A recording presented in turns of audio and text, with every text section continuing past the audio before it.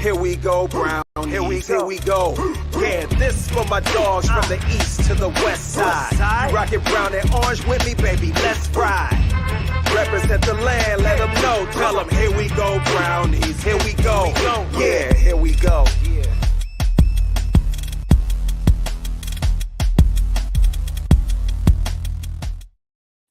Welcome in, everybody, to another episode of the Here We Go Brownies podcast. I'm Allie Heisong, coming at you live from Sneedsbury, North Carolina. Joined with me, as always, out in beautiful Cleveland, Ohio. Got Dustin. Dustin, how's it going? How you doing? It's great, but it's not beautiful. Thunderstorms rolling in, severe. They postponed the Guardians game tonight, so I'm not heard about that because I couldn't go anyway because we got a live podcast at 8 o'clock Eastern. But, Allie, I just want to give a quick shout out to these guys. This team right here, the Cleveland Guardians, 40-20 in the MLB. I got to tell you, Allie, I went to a game last night, probably one of the best, if not the best, Major League Baseball game I've watched in a long, long time. Down by 5 runs to Cy Young leading candidate with a 1.7 something ERA. And they came back and won with 8 unanswered runs. Incredible. This team, I got to tell you, this team right now, and I'm going to say it, is a World Series contender. I can feel it, and they're a pitcher away. I'm telling you, this team has that kind of feel. They're good.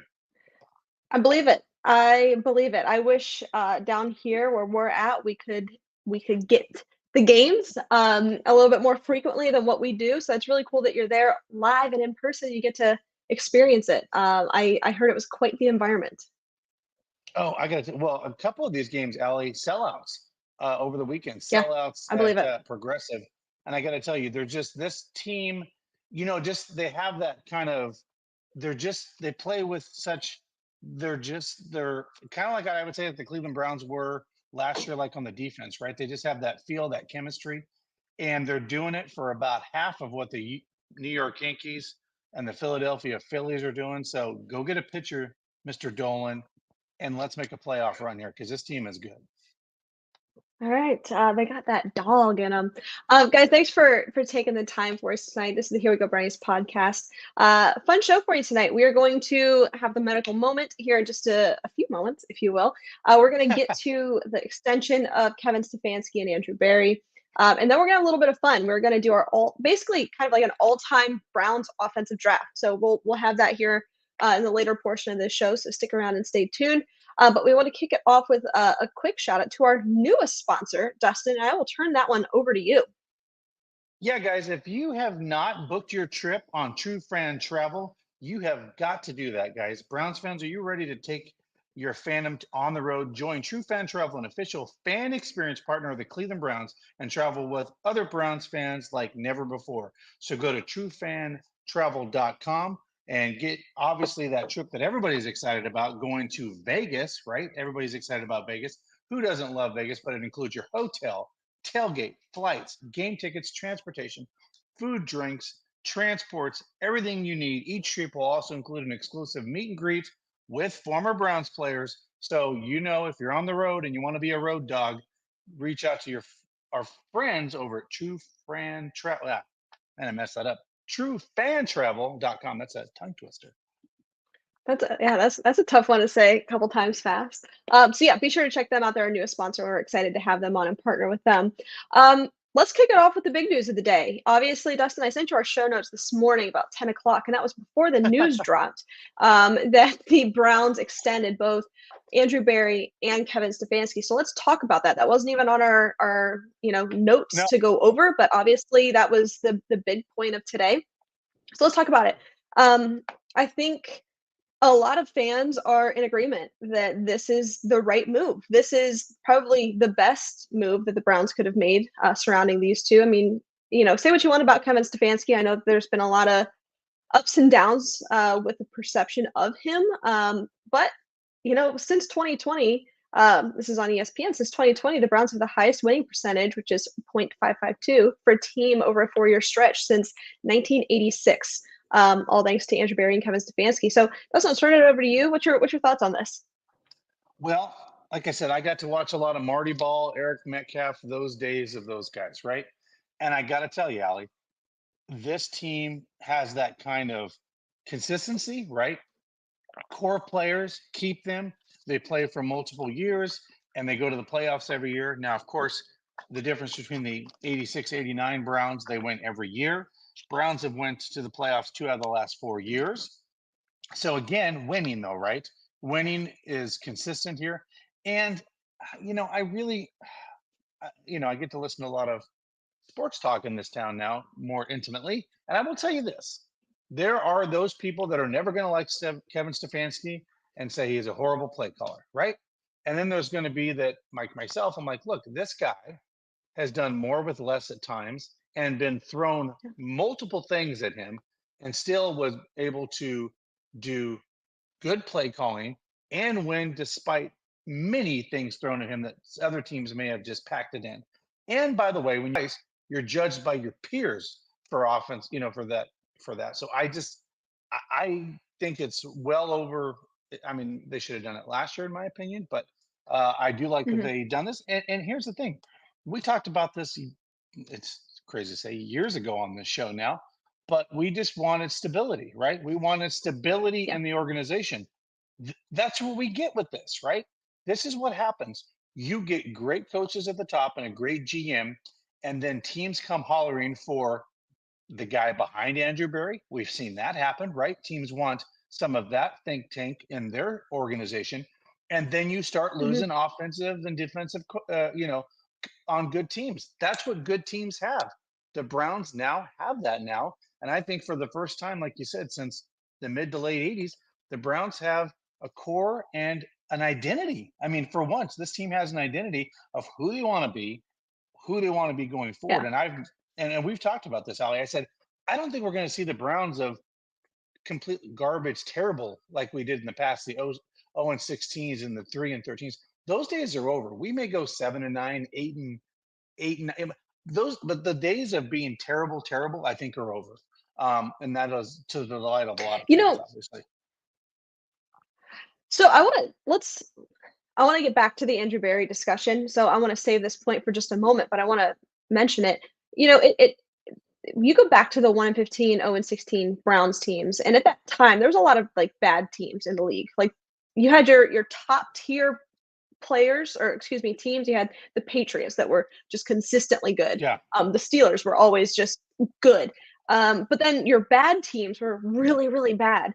It almost seems that in the NFL now that's kind of evened up a little bit. That the bad Hmm. teams aren't as bad as they used to be. They're not as bad as Right. they used to be. But I think that's just a testament to the overall talent in the NFL anymore. Hmm. Like even bad teams have good players and they're still going to find a way to win Hmm. some way somehow, or at least be competitive. So but getting back to Andrew Berry, Kevin Stefanski, I agree, totally deserved. I'm glad to see this happen. We were just clamoring for stability, alignment. I mean, how many times did we say that on this podcast 4 years ago, that this is what we needed? And I mean, it's a true testament too to Kevin Stefanski and what he's been able to do with so little. I mean, go back several years. I mean, COVID year, he won Coach of the Year and had to coach a playoff, or I mean, not coach, he wasn't there. I mean, AVP called that game, but like be in his basement for a playoff game. I Hmm. mean, COVID, where you had not just players missing because of COVID protocol and whatnot, but you had Oh yeah. absolute unit. Like the entire receiving core was out one game. You did not have a receiver. And he had to work with that. And then, like, let's look Yeah. back at this past season and all of the adversity that he faced there. It's just nice to be able to have winning football and a good team that you can expect as a fan to go out and at least compete, if not win, a week in and week out, even with all of that adversity. And I think that's a true testament to the coaching staff and the front office that offers this culture and stability. Yeah, and Ali, it helps with attracting players and free agency. That all, when you know that Definitely. when you have a coach that's been here multiple years, when they go into the organization as a free agent, you just don't have to spend the max amount of money to get a good player, to come in and complement your football team. That's why you know, Bill Belichick's of the world were able to have a great quarterback and then bring in other talent around Tom Brady because the coach ain't going nowhere, right? We're stable here. We win championships. That's what we do here. And hopefully, knock on wood, that's what the Browns are striving for, that AFC championship. that Super Bowl mentality. And I think they have it. They just have to, Mhm. just get over that hump. But again, Alex, you brought up a good point. There used to be a lot of bad teams with the parity and how teams can turn their teams around in the NFL. You have a lot of teams that are kind of in that middle now, right? That are kind of like that 6 to 9 wins. And then there's based on quarterback play and skill positions, the other teams kind Yeah. of rise to the top. So I think a lot of teams have just gotten better too. So I think even to the testament of Stefanski, he's had to coach against better football teams than a coach maybe of his, 6, 7 years ago. With the same amount of with the way the teams have. I mean, look who you have Mhm. to go up against quarterbacks in the AFC alone every single game in Right. the NFL. Yeah, so Yeah. it's insane Do you how think talented. that I mean, given this extension, and I think we agree that it's very well deserved. We're glad Mhm. to see it happen. We are excited about the stability, the continued stability, rather. Do you think that obviously there's still some fans out there that are Kevin Stefanski, get him out of here. Turn the play calling over to somebody else. We're still going to have that. But do you think that this year, if it does kind of, let's just say, not go to our expectations of what this season, we're hoping for it to be, that Kevin Stefanski could be on the hot seat, even given his extension? Mhm. My answer is no, and I'll say why I think it's no. The Browns have a tough schedule this year. Um, Hmm. I don't think, and I don't think they would have given them an extension. It would have been like a 1 year deal. I mean, I don't think it's been made public what Hmm. those extensions look like for either one of these guys. But I don't think you would have if the front office was wanting to get rid of these guys or extend them 1 more year. Andrew Berry has been on radio shows. Jimmy has been very Haslam and D have been very outspoken and like we're going to get this done for multiple years, right? They're in it for the long haul. And here's the thing: Jimmy doesn't want to have rotating quarter or rotating GMs or any of that anymore. I mean, he has point blank said in the past, "I'm not a football guy," right? That's what Kevin Stefanski and Andrew Berry are there for, to run the organization, right? They're there to do that and make those decisions.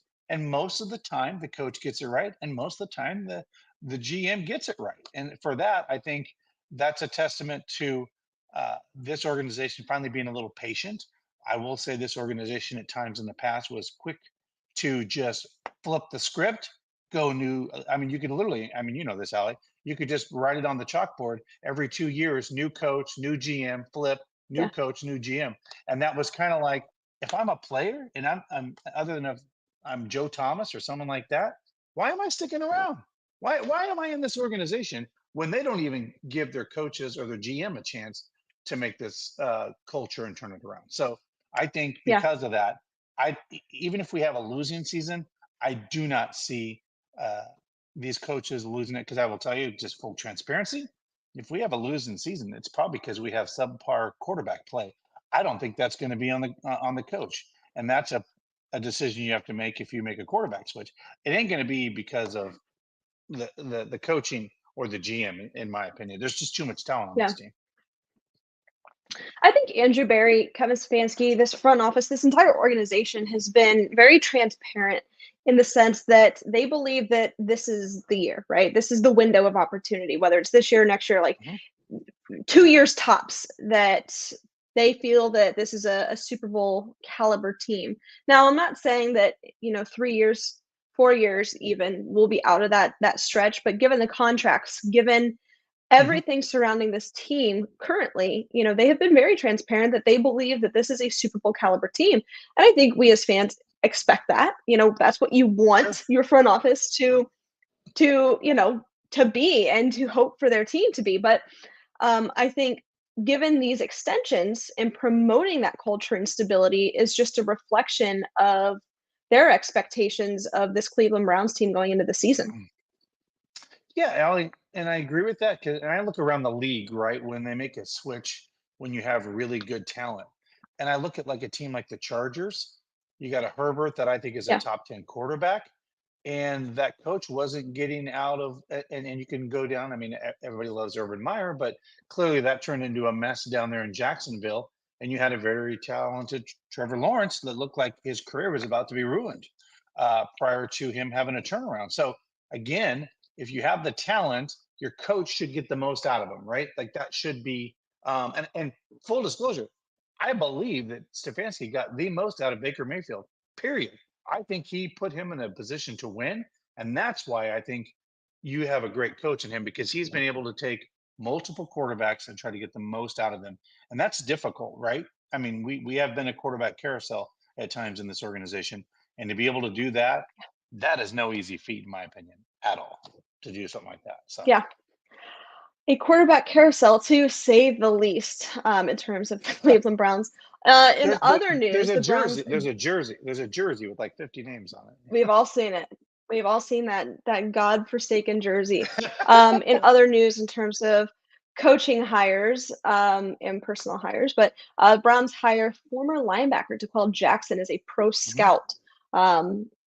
And also Chris Polian as an advisor to the GM. Really cool to see former Cleveland Browns player to just also be in the organization, right? I think that's kind of invaluable to have those, types of perspectives around as a pro scout, to be able to identify incoming talent. I think that's cool. I think it's really good for him. Kind of a fan favorite type of guy, but also I think it's fresh perspective. I like to see these constant changes to additions rather to the coaching staff, just to bring in some fresh perspectives. I like what the Browns front office has done this offseason.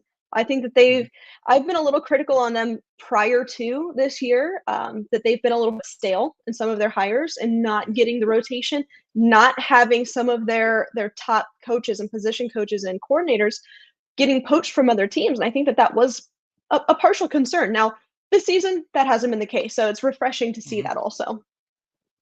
I mean, all right, go ahead. No, I was just saying, we haven't even dug into Mike Vrabel and some of these other guys that have been brought in, this coaching staff, there's a lot of talent. There's a lot of talent on this team that's going to, I think, pay dividends when it comes to the little intricacies of a football game where it's won by inches. I think there's going to be some things where having a lot of eyes on something is going to be very valuable, especially during the season. I totally agree. Here's a quick shout out to our friends over at Stadium Mustard. If you don't have Stadium Mustard in your kitchen this season, you're doing it wrong. The iconic brand and the iconic taste. It's beloved from ballparks to backyards and everywhere in between. Stadium Mustard is a smooth brown mustard, rich in both taste and tradition. By the way, it's loved by millions, so head on over to stadiummustard.com to shop now. All right, let's go out on the hotline here for the medical moment. Before we do so, this interview is brought to you by our friends at Lorello Vineyards. Here we go, Brownies. Here we go. Woof, woof. Hello, welcome to Lorello Vineyards, Larry and Kim Lorello. We have a beautiful Here We Go Brownies wine that we would like to offer to you this season as we did last season. We have several other award-winning wines, lovely entertainment and events coming this summer. So come and see us, wine a bit, you'll feel better. Yeah, I'm looking forward to seeing you at the Muni lot this fall. Go Browns. All right, and with that, let's bring him on. Dr. David Ullery to the program. David, what's going on? How we living? Hey, Allie and Dustin, good evening. I almost called him Dusty. Doing great. Hey, how are you guys? Hey, fun fact. Allie does not know this. You ready? You open Pandora's box there, David. From my childhood through junior high, no joke. Anybody that lives out in Boise, Idaho, my name was Dusty. I'm not making this up. It was Dusty all the way through junior high. My name was Dustin. I was born Dustin, but I always went by Dusty. That was my nickname. And then when I got to high school, I'm like, you know what? I need to be more mature. I want Dustin. That is my name. That's what I was given. And it changed to Dustin. So I was Dusty for most of my childhood. No joke. So well, should we change it? Should we say this is the Here We Go Brownies podcast with Allie and Dusty? We can. It would fit. It would fit. I mean, everybody in Idaho would know that's a fact. So You learn something new every day. Dusty. The Dust Man. I love that David likes to push your buttons and tap on it and smack on a table on a cruise. Things, things I learned, right? Like it's fun. Like we poke, like you poke fun at me. He likes to poke a little fun at you. So it's like fun. Yeah, exactly. Okay, let's talk football injuries, David. A little preventative what would you call it? Some preventative measures that players can take to maybe limit their injuries. I think that this is kind of a unique discussion. We've seen the NFL take the approach of safety, obviously, but like with the helmets that they wear during practice and some of the other techniques that we've seen on and off the field. So I think that this is a really interesting conversation because seemed like last year injuries were at an all-time high. I'm sure every player, coach, and fan are interested in how can we limit those injuries. Yeah, absolutely. I know we've touched on it before, and certainly the NFL has poured a lot of money into this topic. But so the reason that this, I guess, came up and something I saw today was just because there's an article, I guess, on ESPN by Rob Demovsky, and then subsequently I saw a thread on Twitter or X from Tyler Webb talking about specifically Christian Watson of the NFL or of the Green Bay Packers and his hamstring injuries. And so I know this isn't truly Browns relevant per se, but I just thought the whole picture of injury prevention was kind of interesting. And we all know somebody who's hurt their hamstring and it's been a lingering injury. And so over the last 2 seasons, he's missed something like 11 games. And so as Ohio State fans, we've experienced what a hamstring injury can do to your star players, unfortunately. And so it's a soft tissue injury. It's one that isn't necessarily surgical, and it's very frustrating. And so he claims to have spent tens of thousands of dollars of his own money to study and treat it, and he could never get it figured out. He heard it 2 years ago, missed 3 games, and I think heard it again last year and missed 8 games, or flipped that. I don't remember the order, but I mean, ultimately he was doing everything he could with his training staff over in Green Bay, getting massages, needling, physical therapy, and other types of machine stretches, exercises, and yet he re-injured himself. And so what he did in the offseason was he actually went to the University of Wisconsin and did 8 hours of testing to analyze his hamstring. And the reason he went specifically to Wisconsin was because they actually earned or were granted a $4 million grant by the NFL to study the prevention and treatment of hamstring injuries. And one of the big things that has come out of this grant and the study that they've been doing is muscle strength asymmetry. And what they found, at least for Christian, was that he had a 20% difference in muscle strength between his right and left legs. And the one that had been injured was 20% weaker than the other one. Now, it's interesting to note that because it's kind of a chicken and egg situation. Was it weaker because he was injured, or did he injure it because he was weaker? Either way, the fact is it is weaker now, and that's probably what has led to his recurrent injury and the reason he still injured it. And so they're kind of focusing on getting that strength more symmetric, and there's very very advanced machines that they can use to measure the strength pretty accurately. And he says, at this point, after a couple months of training, he's gotten it down to between 8 and 10% difference, but his goal is about 6%. And so there's a couple studies in the literature that looked at this too. In the Journal of Clinical Medicine in 2022, a study titled Association Between Interlimb Asymmetries in Lower Limb Functional Performance and Sports Injury. And it was a systematic review of a cohort of players with injuries. And they found that, again, interlimb asymmetries, so difference in muscle strengths between the 2 legs, has been associated with an increased risk of sport injury because they result in unequal force absorption or a loss of what we call frontal plane stability, meaning if one leg's weaker, it may give out prior to the other one and result in an injury. And in terms of testing the validity of this, they're able to use some different tests to kind of assess the dynamic power of this. And with those tests and numbers, what they had found is that if you have a greater than 15% difference in strength of power between legs, that is where you're at a greater risk of injuring that weaker leg. And for him, there's 20%. And so he definitely is above that threshold. And he has, been injured for 2 seasons now. And so again, we may not know if it was weaker before the first injury, but certainly that weakness is contributing to re-injury now. And so this may be something that you could see future NFL teams, including the Browns, implementing into their training tables and into their training staff, getting these devices or sending their players who are injury prone to get measurements to make sure that their quad strength, their calf strength, their hamstring strength is symmetric between the 2 legs, or at least within 15%.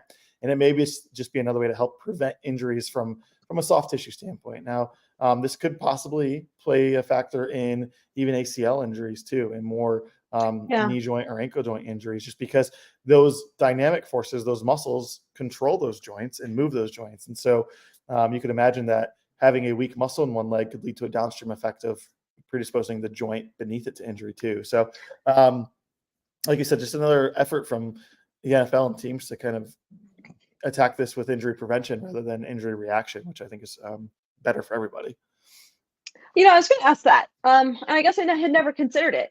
I know you just answered it here, but if we could elaborate a little bit, I never considered that a lingering hamstring injury or something like that could put players at risk for, an ACL or something more significant. I mean, do you think that is a higher percentage or a higher chance that they could injure something a little bit more significant with a lingering soft tissue injury? Yeah, absolutely. I mean, I guess I'm trying to give more of an example of how that could, or if there's any examples of that happening directly. But yeah, I mean, if you have weakness in your right hamstring compared to your left hamstring, and you go to plant or drive or make a cut, let's say you're cutting to the right and you're planting off your left leg, which is the strong leg, probably no problems. It's the strong leg. The knee's going to be supported with the hamstring and quad muscles the way it should be. But let's say you make that same cut going to the right with a hamstring that's 20% weaker. It may not provide the same support and dynamic control for the leg and therefore the knee, and certainly could absolutely predispose someone to injuring it or that joint giving out sooner. And that muscle imbalance can definitely cause an injury, I think. Now, I don't know if there's research that's that's gone into that much detail or that depth in terms of studying it. Sure. I think that'd be very hard to study. But I think logically, just the thinking about it definitely makes sense. That those weakness in whether it's a quad or a hip muscle can have a downstream effect on the joints and predispose you to injury. And so again, I mean, this is something that I think could very easily be done in all training centers where you measure these muscles and see if they're symmetric or not. And if they're not, each player gets a tailored or individualized exercise program or plan to restore symmetry between muscle groups. And they can do that in the upper and lower extremities for the pecs, for the biceps, for the triceps, all of those. And I think, I don't think it would be that difficult or expensive to carry out. It's just a matter of really teasing out in the literature if this is something that is truly worth pursuing and would actually have a preventative effect. And at least it seems like there's some evidence saying that it would. Yeah. Well, it's interesting you bring that up, because two things that kind of went off in my head was, what would the NFLPA see this as, and what would the team see this as? Because from the team's perspective, if you, like you mentioned, if they do these tests and they're able to see based on, like you said, this one player could get down to 6%, right? Where he actually can get down to a position where he doesn't think he's going to re-aggravate that or another injury. But what happens if a player can't get back to that? I could see teams theoretically saying, you know what, based on this analysis that we went through with our training, in our team, there's a chance that you're going to not get back to so-and-so. So we're only going to offer you X amount of money for your contract. And then I could also see the NFLPA coming in and going, no, timeout. You can't do that. You know what I mean? Because I could see this. It could have, it could have a cause and effect based on, because the team would see it as a great advantage, right? For me, it's high reward for them, low risk, because they can go and go, yeah, he has a 7% chance or whatever of re-injuring that. We're in good shape. Let's re-sign him. But if he's one of those guys that is a really great player, but maybe he's higher risk of a re-injury, and you're like, I don't know. I could see that happening. Like, I could see both sides kind of weighing that out with this. But I think it's good for the player either way to, A, further his career, and B, put him at less risk going forward. Yeah, no, I absolutely. And I think it can be leveraged in many different ways, good or bad, depending on how you look at it. And we all know that, I mean, injuries are a big determining factor for who gets paid and who doesn't, and who performs and who doesn't. Right. So it can definitely be data that can be used both for players and as well as teams' advantages.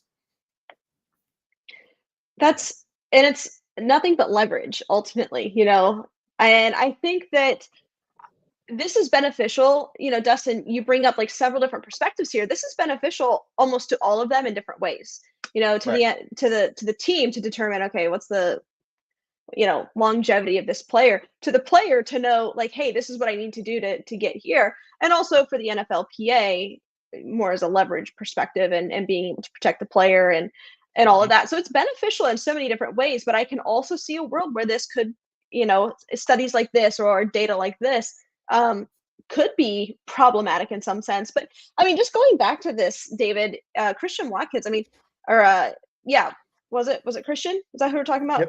Yep. Yep. Christian Watson. Watson, excuse me. 20% difference. That is quite significant, is it not? Yeah, no, I mean, absolutely. I mean, if you try to, I guess, quantify that, if you think of someone doing single leg press, on the non-injured leg, he could do probably, let's just say 200 pounds. On the injured leg, he's only doing 160 pounds. I mean, that's a whole plate. That's crazy. That's a big difference from one leg to the other. And certainly that's more of a, I mean, that's a pretty, not the best example of a dynamic test, but it just kind of helps you realize, I guess, when you actually put numbers to it, how big of a difference that actually is. Mm-hmm. And more to more. Go ahead. No, please go ahead. I was just gonna say more to what Dustin was saying. Actually, in this study that I pulled up earlier, they actually looked at certain differences and what kind of injury they resulted in. And so what you asked again earlier, Allie, was if someone has a weak hamstring, could that potentially lead them to having an ACL injury? And there was a number of studies that looked at single leg hop distance, and so at a standstill and just hopping on one leg as far as you can, like a broad jump, and then comparing it to the other side. And if they found an asymmetry in that, there were certain players that ultimately had a non-contact injury to either the low back or their lower limb, which would include like an ACL injury. And so there is actually pretty direct data that shows a strong correlation between weakness in a muscle and risk of injuring a non-contact injury that we think of, like an Achilles, like an ACL. So these are very important things, and certainly a lot of trainers focus on these. But I mean, as a result of both Christian Watson and his teammate Eric Stokes going to Wisconsin to get the study, LaFleur wiped out his strength and conditioning staff and brought in Aaron Hill from the 49ers to coordinate a new group. And so clearly he felt like it wasn't being valued enough by the team or the staff that he had in there, and sought a new staff to address a little bit more. So even though we think all of these NFL teams have these resources and data available to them, some of them still aren't utilizing it properly or are looking at the right things. Yeah. And ultimately, this is what analytics is, right? It's a plethora of information. It's up to these teams to do with it what they will. I remember when like analytics versus like football guys came out in, like 2020-ish, and everybody was like, oh my God, all these analytics guys are going to ruin football. But all it is just, it's information, and it's up to each team to kind of dissect how they're going to use that. But, David, if this is something that could be successful league-wide, these kind of scans or body reads to determine like muscle strength and maybe project or kind of analyze future injuries, is this something that we could see being a requirement as part of like the physical during the combine, pre-draft process? Yeah, I mean, I don't see why not. I mean, they have tons of MRI machines already at Lucas Oil when they're doing all of the combine stuff, or when the players get there before the combine. And so certainly, I don't know if they could ever make it necessarily a requirement, because we know there's plenty of players who don't participate in all these things fully. But at least from when you're signing your contract and you have to go through a physical, I think this could be something that could be potentially looked at. Now, a lot of it depends on what resources they have available against the NFL, and so if they want it, they can get it. And so it definitely can be looked at and can say like, hey, like, there's an asymmetry here, but you've never had an injury. So if we focus on this, like, maybe that's going to lessen the chance that you get an injury. Or if they find a pretty big asymmetry in someone who's injury prone, it may make them reconsider, or maybe even not pass their physical per se. Now, again, this is a correctable thing, and this can be corrected pretty quickly and easily with strength training and plyometrics. And so I think it can be a very useful tool, but it's certainly not going to be the only data point when it comes to making these decisions. Sure. Interesting. Quick question. Go ahead, Quick question for you, David. Obviously, I wore this today because I really liked what he had to say. He talked for the first time since his injury today. Nick Chubb did. And I thought it was very interesting. It was very telling what he said. This team could have cut me. They could have left me out for dry. And he said a lot of other times they've counted me out. You've seen a little bit of him at training camp. You know, a lot of the fans are probably asking, you know, what's your thoughts on Nick Chubb and kind of where he's at in this process of, you know, getting back into the swing of things with OTAs and the mandatory training camp now. Yeah, it sounds like he is just, you know, right in line or in step with where he should be, making progress as we'd expect him to, and pretty much status quo. He, you know, stated that he's right where he's supposed to be right now, but definitely didn't make any predictions or did not make any, Right. you know, didn't allude to week one necessarily. And I think that's pretty wise of him, because I think he knows the reality of the situation, and that week one is probably not a true reality in terms of his return unless he truly accelerates his recovery. And I don't think there's any rush to it. At the end of the day, he needs to make sure he's fully back to it before he gets back on the field. And so from everything that we know and that we hear, which is obviously limited, it sounds to me like he is right where he's supposed to be and hasn't had any setbacks at this point anyway. Yeah, that's what it sounds like to me. And it's encouraging to see him back on the field out there with his teammates, because I know he's also a huge morale booster for the team. And I think it's going to be exciting whenever he comes back, whichever week that is, week 3, week 4, week 6, Yeah. whenever that is. I think people are going to be super excited for him to be back. So, David, I have a sidebar question here for you. Big Notre Dame fan, right? You're a huge Notre Dame fan. Yeah, I am an alum as well. Yes, and an alum as well. Did you see who Notre Dame plays in October of next year? Through the grapevine, if you will. Oh, through the grapevine. I think it's a game we got to go to. That's a big game. That's a big game for them, especially the Boise State Broncos. It's a big game to be. Yeah, for sure. I mean, I don't know if they've ever played before, so it's always pretty cool when two Division I programs get together for the first time in their school's history. So it would certainly be a fun time. Campus is beautiful and game day is a great atmosphere. Well, and it's 4 hours. David, that was the most like diplomatic response I've ever heard. It was. You know, it's always great when two D1 teams get together. You know, it'll be a lot of fun. Are you saying he took his fan hat off for a minute there and was like totally? He's still in Dr. David Ellery mode, I can tell. You know, because this is technically still the medical moment. So he's obviously being very diplomatic with his responses, which is appreciated. Classic. All right, now let's. Go ahead. I was gonna say, as George said, it may not be much of a competition. Oh, get out of here! Oh, there it is. There's the medical minute. It's gone. All right. Well, you know what? That's what Oregon thought too, and we've never lost at Oregon. So. There you have it. It'll be a good time. All right, now David, we're going to take your medical moment hat off, because we're going to transition here and have a little fun. Before we do so, Dusty, if you don't mind telling our listeners about Teresa's Pizza.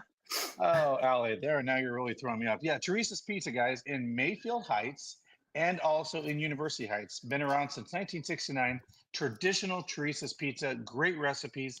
And if you're a business in the greater Cleveland area and you're looking for a place to do your catering, if you're around the hospital there and you're looking for anything to do when it comes to your lunches or catering, any of that, they are looking forward to doing a lot of catering this summer and fall for anybody, or that great tailgate that you want to cater. But check out Teresa's Pizzas. That's in University Heights, Mayfield Heights, since 1969. Classic, original Teresa's Pizza right here in Cleveland, Ohio.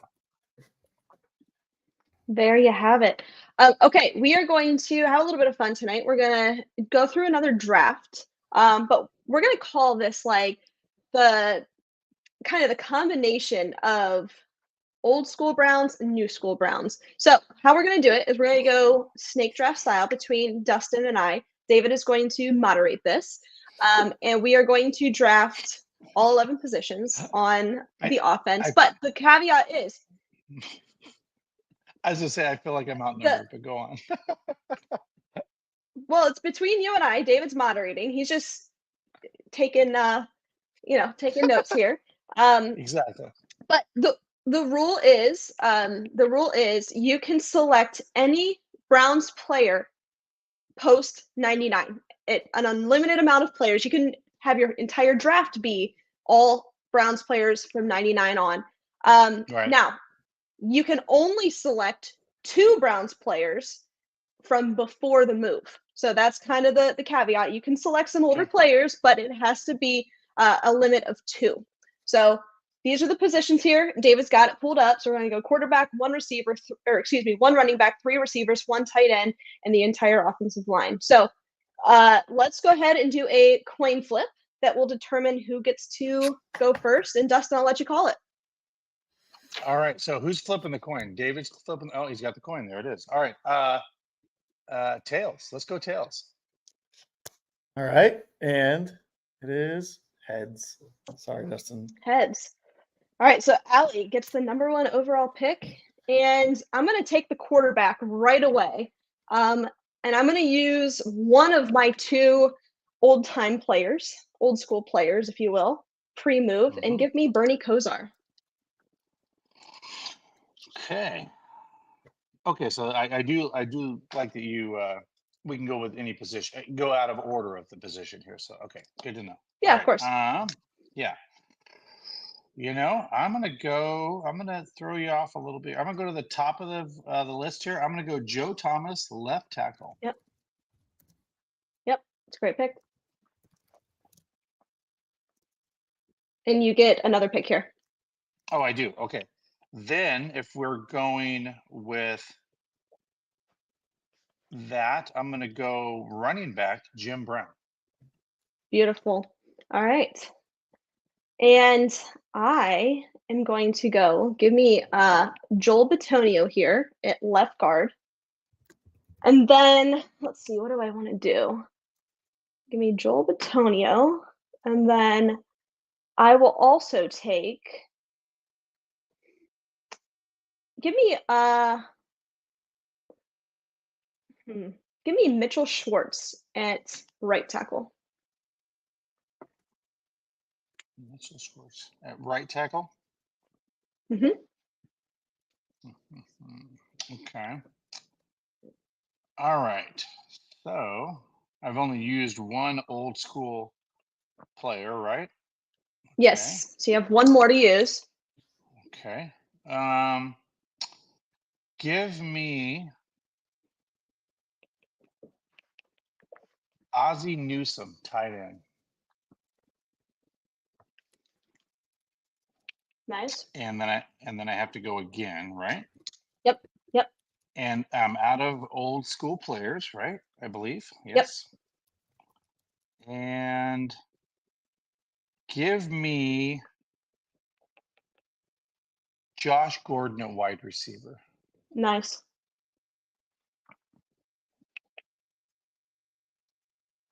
All right, I'm going to go, give me Amari Cooper here. And this is also, I'm going to take, what do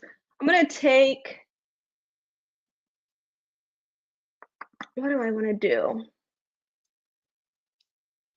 I'm going to wait to take another older player. And then I will also take, I want to beef up my offensive line. Give me Wyatt Teller at right guard.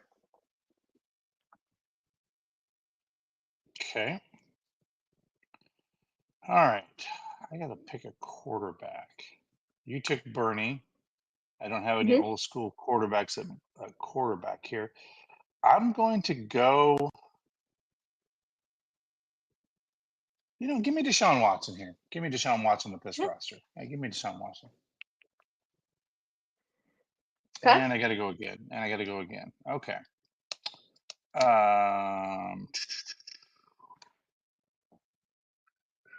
Wide receivers. Give me.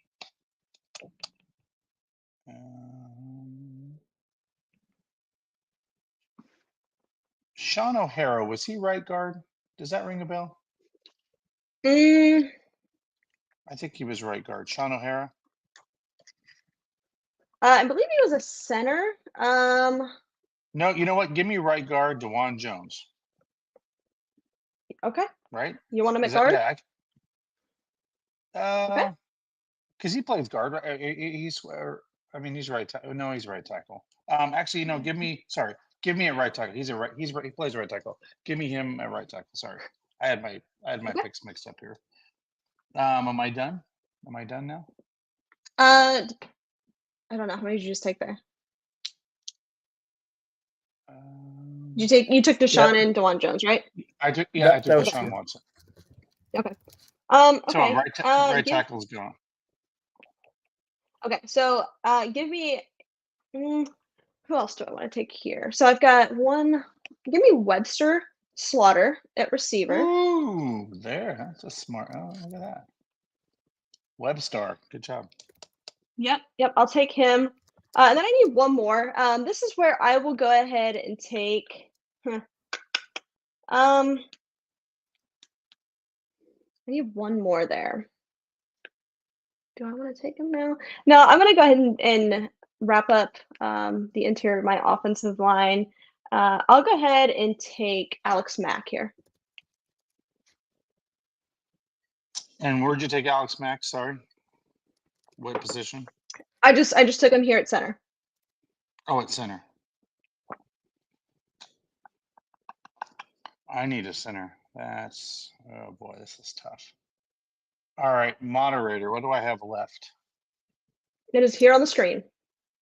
It's hard. It's a little hard to read. Oh, sorry. Yeah, so you need 2 wide receivers, a left guard, a center, and a right guard. You have no interior offensive line.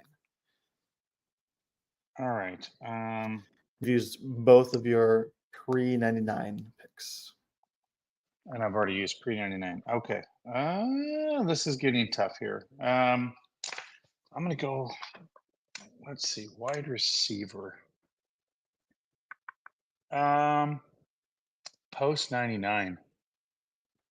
Man. Not a lot of good. There's not a good lot. No, of we have not. receivers. We have not had a lot of good receivers post 99. You know what? It's Give been me. tough. This is freaking really tough.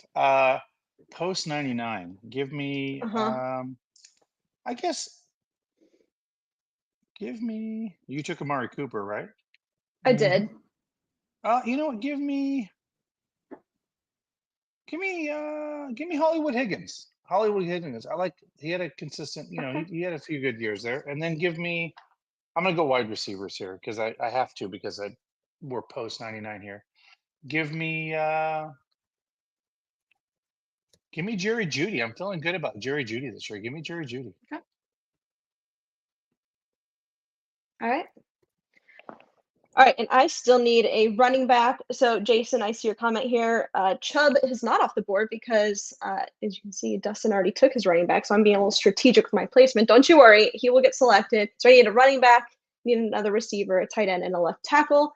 I'm gonna take my last receiver here, and I'm just debating who I want to go with. So as we talked about, there are not a lot of very good receivers post 99. So with this, I could go Jarvis, I could go Odell. And by the way, the selections here, whoever it is, it's kind of in like the prime of their career, right? So I'm kind of leaning a little Jarvis here, to be honest with you. I just don't have fond memories of Braylon Edwards. I really don't want to take him. So I guess I'm gonna go with Jarvis Landry here. I'll take him. Put him in the slot. I like that. I've got Webster and I've got Amari outside. Give me Jarvis here in the slot. So then you've already got all of these, so I don't have to be strategic here. So I'll go ahead and this is where I'll take Nick Chubb.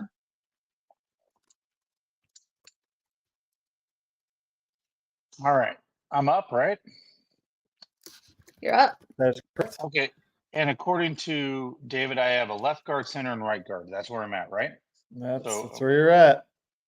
So I have to pick two, but I'm picking two though, right? Or is it where are we at in the snake? Is it just one now? Yep. Nope. You got 2. And then my last pick will be a single. And my last pick will be a single. Okay. Yeah, and to answer your question from earlier, Sean O'Hara played center in the year 2000 and 2001 for the Browns, and then played right guard and split between right and left guard in 2003. Okay, so I knew he was a decent player. Okay, I'm going to take him. Let's take Sean O'Hara. No, I'm going to take Jeff Fain at center. He played for 3 years in the early 2000s, like 3 or 4 years. He actually was a decent center. All right. Now, Surprised you didn't go J.C. Treader there. That's who I had second up on my list. well, I thought you had picked him, so I apologize. I thought you'd already taken J.C. Trader. Full disclosure, but I realized you took. But I realized you took Alex. I realized you took Alex Mack, so I screwed that pick up. Because J.C. Trader would have been the obvious choice to take there because he was there for 5 years. I got to go. Where are we? Okay, I need a left guard, right? Let's go Eric Steinbach. Yep. He played for All multiple right, years. left guard. Yeah, he did. Yeah. I'll tell you what. I will say, selecting the players that I Terrible. had on my board for the offensive line was actually quite easy. I found to be because the Browns have had a good offensive line really since 2007 when they drafted Joe Thomas. So that has been fairly consistent for this team. It's the skill position players that have been kind of tough. So with my last two picks, tight end, I will take David Njoku. Now, left tackle, this is tough because if you don't have Joe Thomas, I mean, you're obviously hurting because there's obviously a significant drop off. Now, if I hadn't have already used my two picks on pre-99 with Bernie Kosar and Webster Slaughter, this is absolutely where I would select Doug Deacon, obviously. Now, I don't have that luxury because I've already taken those two picks, so I have to just go with kind of the only other left tackle available to me at this point. I could move somebody like DeJuan Jones to the left tackle. I could move Jack Conklin over, or I could just draft the current Browns left tackle and Jedrick Wills, and that's what I'm going to do here. He's played left tackle for them since 2020. He's been a fairly consistent player. This isn't my favorite pick that I've had to make here, but I feel like it's kind of my only move here. And if I'm correct, my last pick is right guard. Is that correct? Yep. Yes. Okay. Friend of the Browns fan cruise, I'm going to go right guard John Greco here for my right guard pick. So. I know, George, I see ya. I agree. I thought about moving, you could move DeWand over, but DeWand's been a right tackle. Jack Conklin, right tackle. It's just, you go back and look at left tackles after Joe Thomas, man, it's not good. And tackles pre-Joe Thomas, also not great. What a luxury to have Joe Thomas. I think it's just a testament to how good of a player he was. But that wraps it up. So let's read through these. Allie Heisong, her team is Bernie Kosar, Nick Chubb, Amari Cooper, Webster Slaughter, Jarvis Landry, David Njoku, Jedrick Wills, Joel Bitonio, Alex Mack, White Teller, and Mitchell Schwartz. I will take that offensive line all day, every day. And then Dustin, you start out strong. You've got Deshaun Watson, Jim Brown, Josh Gordon, Hollywood Higgins, Jerry Jeudy, Ozzie Newsome, Joe Thomas, Eric Steinbach, Jeff Fain, John Greco, and DeJuan Jones. So feel free, everybody, to put your vote in the comments. Who do you think had the better draft? Who has the better team? We will do the same thing on the defense probably next week. So I like doing this. Obviously, the reason that we had to limit it to 2 players before the move is because that is obviously when the Browns teams were pretty good. So we had to limit it at 2 players. I got to tell you, this was a fun one because you can only take 2 from the previous 99. And full disclosure, that is tough trying to find some diamonds in the rough from 99 to 2010, other than a few positions, it's tough. Mm-hmm. Yeah, it definitely is. Other than the current, roster we have now, but yeah. Yes, absolutely. I agree with that. So that's a lot of fun. It's fun just kind of revisit history and take a look at some of these players that were available and who played on the team. Like, I mean, obviously Joe Flacco could have gone here if we wanted him to. I mean, you're talking about Joe Flacco in his prime. It's a pretty good player to have on your team. And you could have gone with Peyton Hillis if you wanted to. So, I mean, you've got some guys. Now, where it really is a struggle is, obviously, I'm still going to take Nick Chubb and Jim Brown. But if we were doing this with maybe one more, there's some names that have had a good career or just maybe had a stop here in Cleveland that you could have absolutely had on this list. You could have, it escaped me, but I could have taken OBJ, who's won a Super Bowl. Absolutely. I mean, there was one absolutely that now, I mean, didn't have a good time with the Browns, but overall has had a pretty successful career where he's played and won. Yeah.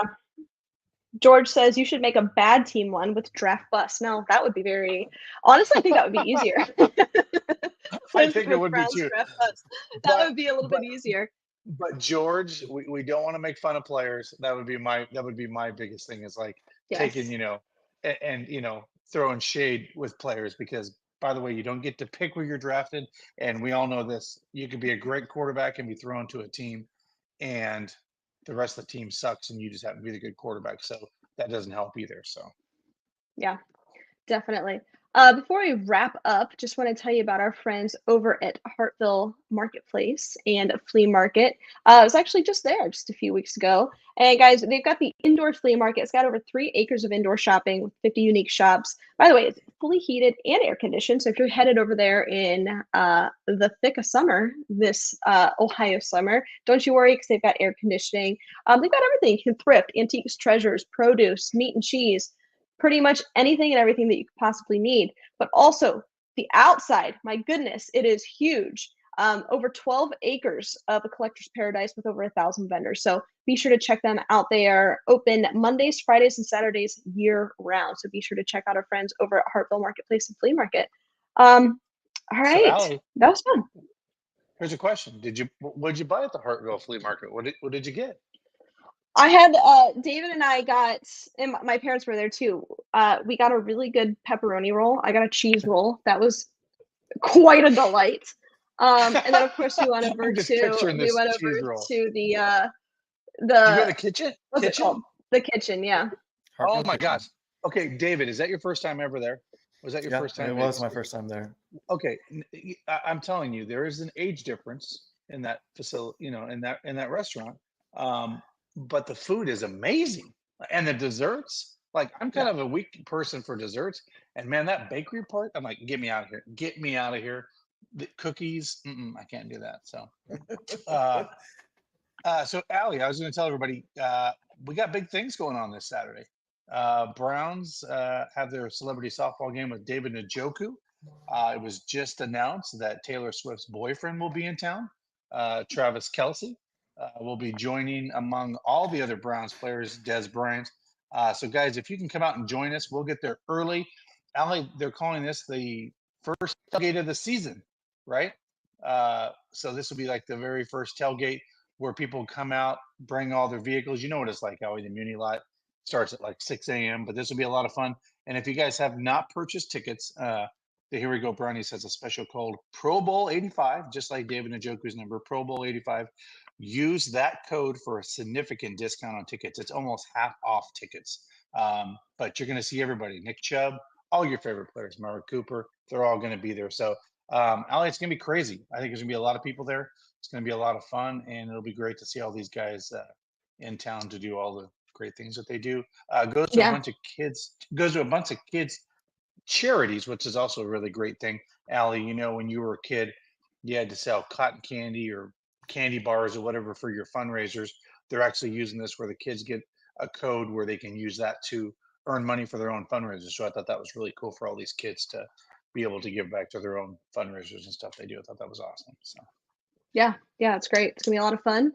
All right. Well, this was a good show. This was a lot of fun. Thanks everybody for tuning in. We appreciate you. Stay safe, stay healthy, and as always, Browns fans, go Browns. go Browns.